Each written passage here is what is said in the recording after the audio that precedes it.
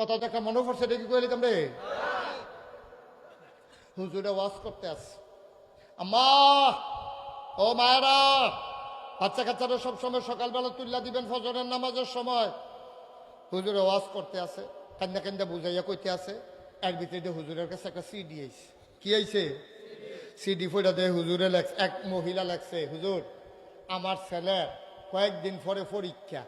তে হুতে 3টা বাজা জায়গায় 4:30টার সময় ফজরের আজান দিয়ালায় 1.5 ঘন্টাও ঘুম হয় না এই টাইমে ডাক দিতে যেই ফরন ফুরে তার কাঁচা ঘুম তে লেহাফড়া করে হুজুর তারে ডাক না দিলে সারবনি প্রশ্ন তো সত্য 3:30টায় শুইছে 4:30টায় আজান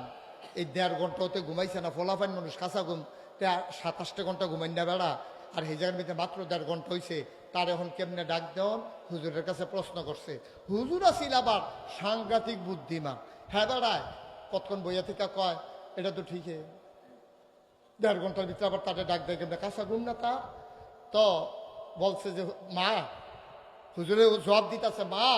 যেই মা এই চিঠি লেখছেন এই মা কান পাইতা শুনেন তে 3টার সময় হচ্ছে 4:30টার সময় ফজরের আজান দিছে তারে ডাক দেওয়া আসলেও ঝামেলা তে তো ঘুমাইয়াও হন আইমত জানা তার এখন ডাক দেওয়ান কেমনে আম্মা